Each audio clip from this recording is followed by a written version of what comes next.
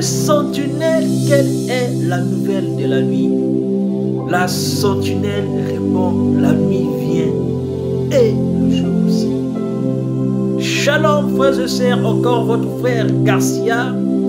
Je suis très ravi de venir dans la présence du Seigneur parler de la parole avec vous. Vous savez, la parole dit que celui qui a des oreilles pour entendre, entende ce que disent les Écritures.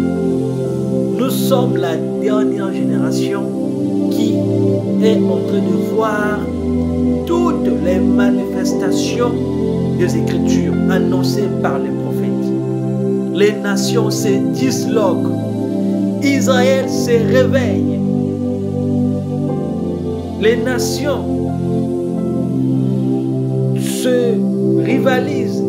Les nations sont en concurrence à la course des armements. Mais nous qui sommes les fils de Dieu, nous n'allons pas aussi accepter de rester. Quand quelque chose se passe physiquement, nous qui sommes des fils de Dieu, nous devons l'interpréter spirituellement. Qu'est-ce qui se passe? Parce que c'est ça qui fait la différence entre les chrétiens et les non-chrétiens, le croyant et le non-croyant.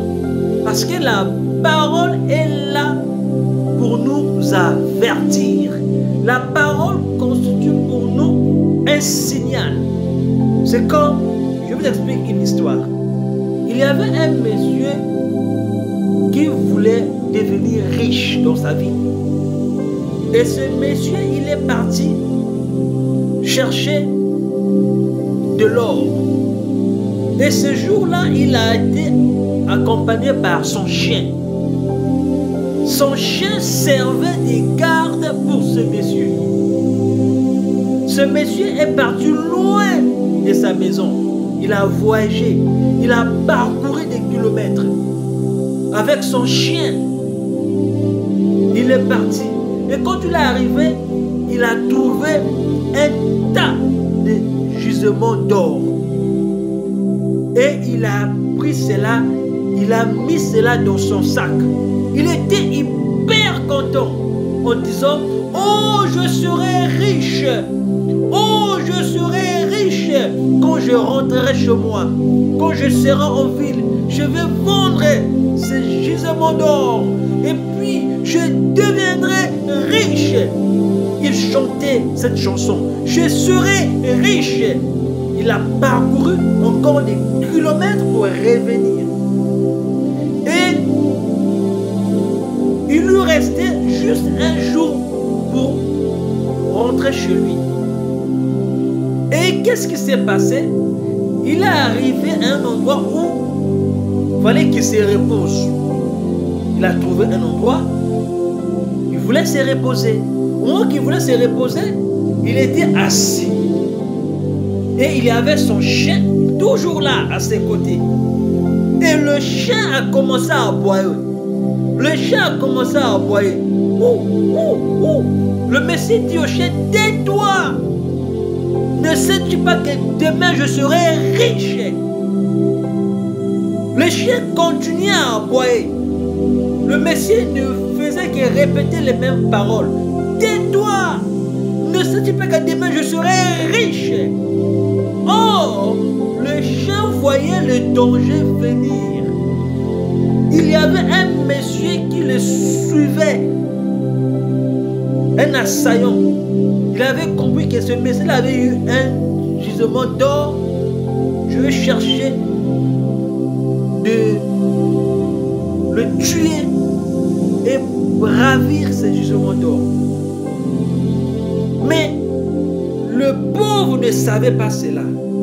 Mais comme il était accompagné d'un chien, le chien servait de guide, servait de garde. Le chien continuait à aboyer. Et qu'est-ce qu'il y a eu? Je ne sais pas.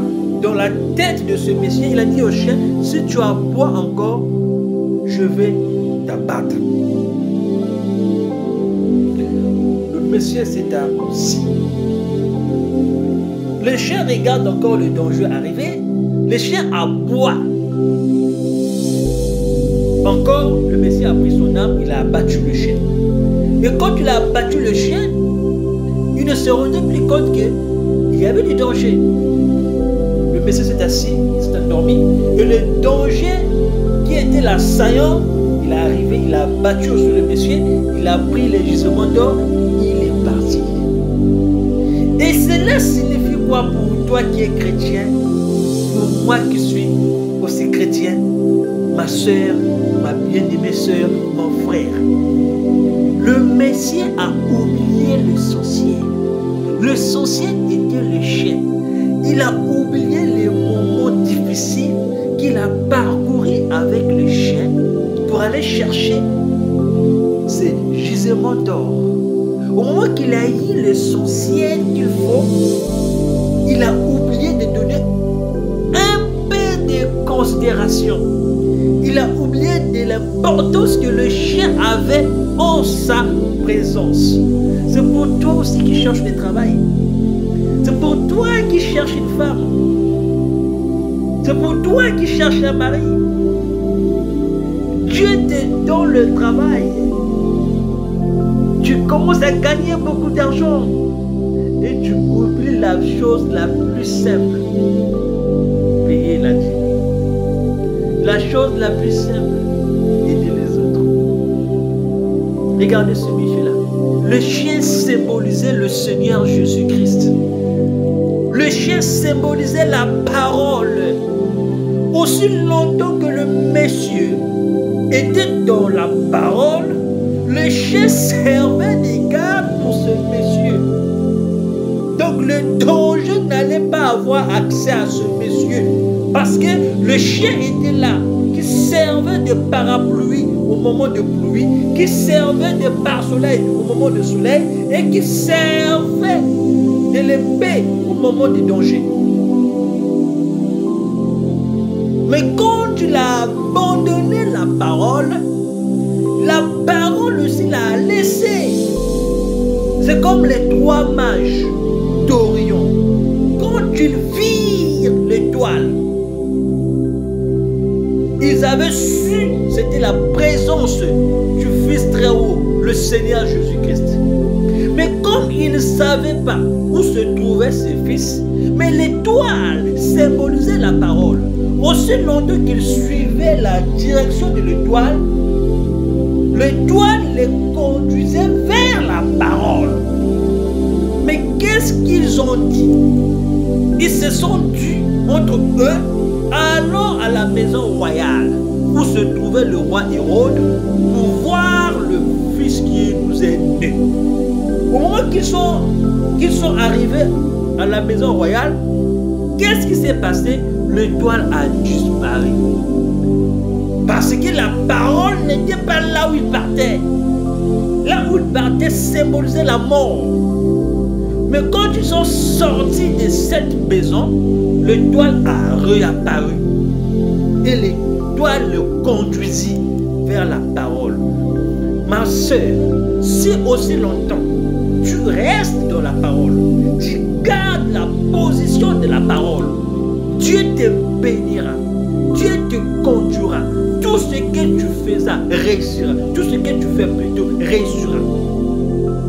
Mon frère bien-aimé, aussi longtemps que tu vas avoir une femme que tu aimes, tu ne la trompes pas, tu l'aimes, tu manifestes l'amour, la femme là ne va jamais te tromper. La femme te trompe, c'est quand toi tu ne t'intéresses plus à la femme.